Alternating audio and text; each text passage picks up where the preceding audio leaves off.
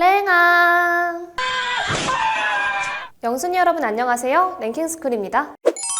어느 날 핸드폰에 날아온 문자 한 통, 받아가지 않은 정부 지원금이 있다는 내용에 얼른 신청해야겠다 하며 문자에 적힌 상담번호로 전화를 걸게 되죠. 통화가 연결된 상담사는 지원금 신청을 위해서는 저희가 보내드리는 어플을 설치한 후 신청서를 작성해야 한다라고 설명합니다. 지원금을 받을 생각에 싱글벙글 상담사가 안내한 대로 따라했는데 이 모든 게 전부 보이스피싱이었다는 사실을 뒤늦게 깨달아버린 피해자들의 사연이 전해져 안타까움을 더하는 사건이 있었습니다. 그런데 전화뿐만 아니라 내 메일함에도 내 개인정보들을 호시탐탐 노리는 무서운 메일들이 있다는 사실 알고 계셨나요? 오늘은 지금 즉시 삭제해야 하는 메일 탑 3에 대해서 알아볼게요. 3위, 코로나 격리 대상 안내문. 엄청난 전파력으로 전 세계를 공포에 떨게 하고 있는 코로나 바이러스. 정부와 의료계에서는 확진자들을 격리하며 방역에 힘을 쏟고 있습니다. 그런데 어느 날 메일함을 열어보니 이게 뭐야? 확진자와 접촉했으니 첨부 파일을 확인하라는 내용의 메일이 와 있네요. 떨리는 마음에 안내문을 다운받자 정말 코로나 격리 관련 안내문이 나오죠? 놀라서 보건소에 전화를 걸어보니 전혀 모르는 일이라는 답변이 돌아옵니다. 요즘 일이 바쁘다 보니 실수를 했나 보다 하고 안심했는데 내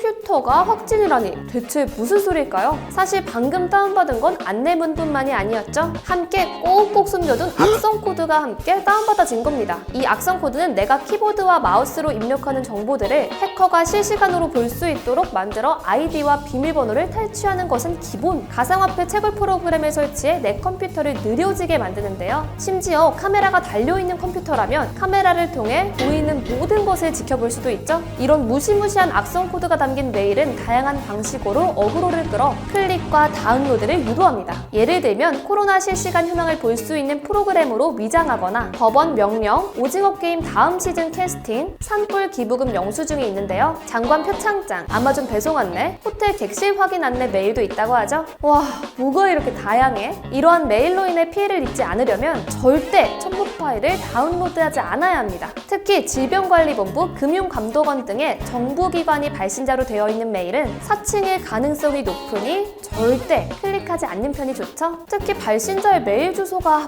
뭔가 수상하다면 그냥 바로 삭제해버리세요. 또한 이미 파일을 다운받았다면 멀웨어 제로와 같은 악성 코드 제거 프로그램으로 컴퓨터를 치료한 후 반드시 접속 이력이 있는 사이트의 비밀번호를 변경해야 합니다. 개인정보를 탈취당해 추가적인 2차 피해가 발생되는 일은 반드시 막아야 하니까요. 조심 또 조심하면 좋겠죠? 2위, 신용카드 명세서. 이번 달은 얼마나 나왔을까? 늘 우리 돈을 가지고 가는 신용카드 회사에서 보낸 명세서 메일. 벌벌 떨면서 메일을 클릭했는데 이게 더 무서운 사람들이 보낸 메일일 수도 있다고 합니다. 바로 북한이죠. 북한은 신용카드 명세서뿐만 아니라 삼성 직원으로 위장해 당신을 채용하겠다는 메일을 보내기도 하고 코로나 백신 알림, 세금 고지서, 네이버 포인트 안내 메일, 통역 의뢰 등을 사칭하기도 하는데요. 심지어 가상화폐 거래소에 입사 지원서로 위장한 해킹 메일을 보내 수백억 원에 달하는 가상화폐를 탈취하기도 했습니다. 게다가 이런 메일에 우리에게 너무나 익숙한 HWP 파일로 위장한 해킹 툴을 첨부해 다운받지 않을 수가 없게 만들고 있죠. 이 확인 버튼을 클릭하게 되면 해킹 툴이 작동하여 악성 피싱 사이트로 연결되어 개인정보들이 유출되는데요. 심지어 은행 업무에 핵심적인 보안카드 번호까지 요구하며 순진하게 이 정보들을 입력했다가는 내 소중한 돈까지 잃을 수 있습니다. 북한은 자금 조달, 정보 탈취 등의 다양한 이유로 이렇게 꾸준하게 사이버 공격을 강행하고 있는데요. 최근 6천여 명에 달하던 해커들을 3배 이상 놀리며 온갖 수법으로 해킹을 시도하고 있죠. 이런 노력에 비해 메일이 북한의 소행임이 밝혀진 것은 참 어이없는 곳에서였습니다. 바로 보안기업 이스트 시큐리티가 메일 분석을 하는 과정에서 미안하지만 귀하가 요청한 파일은 용량 제한에 의해 오류가 발생하였습니다. 라는 문장이 해킹 서버에서 발견되었고 오류는 오류의 북한식 표기법이었던 것이 들통난 것이죠. 이러한 피해를 방지하려면 카드 명세서 등의 업무는 메일이 아니라 은행 홈페이지 혹은 모바일 금융 어플을 통해 직접 확인하고 메일에 첨부된 파일은 함부로 열어보지도 말고 바로 삭제해야 합니다. 최근 극성을 부리고 있는 수법인 만큼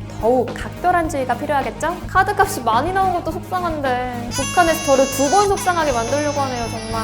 1위, 연말정산 안내. 1인당 평균 65만 원을 돌려받을 수 있다는 연말정산. 13월의 월급으로 불리기도 하는 직장인들의 이벤트입니다. 많은 사람들이 세금을 한 푼이라도 더 돌려받기 위해서 연말정산 규칙을 세세히 공부하고 있는데요. 이렇다 보니 메일로 날아온 연말정산 변경 안내 라는 제목을 클릭하지 않을 사람은 없죠. 도대체 어떻게 바뀌었다는 거야? 하고 첨부된 안내문을 클릭했는데 갑자기 엄청나게 렉이 걸리기 시작하는 컴퓨터. 게다가 컴퓨터 내부의 펜까지 굉음을 내며 빠르게 회전합니다. 내가 지금 꿈이라도 꾸고 있는 건가? 바탕화면의 파일들이 하나하나 이상한 모습으로 변해버리는데요. 클릭해도 파일이 열리지 않고 곧이어 바탕화면에 알 수 없는 글자들이 나타나죠. 바로 랜섬웨어에 걸린 겁니다. 랜섬웨어에 감염되게 되면 컴퓨터의 모든 파일이 암호화되어 열리지 않게 되며 해커가 보낸 돈을 주면 암호화를 풀 수 있는 해독키를 주겠다는 메시지만 볼 수 있는데요. 울며 겨자 먹기로 해커에게 돈을 송금해도 돈만 받고 모른 채 하기 일쑤죠. 결국 돈만 날리고 파일은 파일대로 못 쓰게 되는 최악의 경우가 되어버리는 것입니다. 이런 무시무시한 랜섬웨어는 연말정산 메일뿐만 아니라 입사지원서나 열심히 하겠습니다 라는 제목으로 위장한 이력서 등을 사칭해 전달되는 경우도 많다고 하는데요. 특히 담당자에게 직접적으로 이러한 메일들이 전달되는 중소기업에서 이러한 피해 사례들이 자주 발생한다고 하죠. 그렇다고 개인이 안심할 수 있는 것도 아닙니다. 작년 3월에는 경찰서, 헌법재판소 등을 사칭해 출석 통지서로 위장한 랜섬웨어 이메일을 무려 6,500개나 발송한 피해자가 체포되어 큰 충격을 주기도 했으니 도무지 안심할 수가 없는데요. 이렇게 수상한 메일이 오게 되면 절대 열어보지 않고 인터넷에 그 내용을 검색해보는 것이 제일 좋지만 혹시라도 열어보실 수 있으니 예방법도 알아둬야겠죠? 우선 운영체제와 인터넷 브라우저를 늘 최신 버전으로 업데이트를 해두는 것은 물론 랜섬웨어 방지 프로그램을 늘 사용하셔야 합니다. 그리고 중요한 자료는 클라우드나 외장 하드에 백업해 두어야 한다는 사실도 잊지 마시고요. 과학기술정보통신부가 랜섬웨어 주의보를 발령한 만큼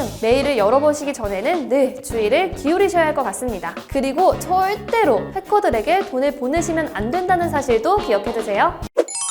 문자나 각종 SNS가 등장하면서 공적인 용도나 업무용으로 전락해버린 메일이라 많은 사람들이 크게 관심을 갖지 않고 있죠. 하지만 그런 사람들의 심리적 허점을 노려 여러분들의 컴퓨터를 노리는 나쁜 사람들이 있다는 사실을 항상 명심해 두시고 아무리 급박해 보이는 제목의 메일이라도 늘 꼼꼼하게 체크하는 습관을 가져야 할 것 같습니다. 내 컴퓨터 속 보물들을 한순간에 잃을 순 없으니까요. 지금까지 랭킹스쿨이었습니다. 감사합니다.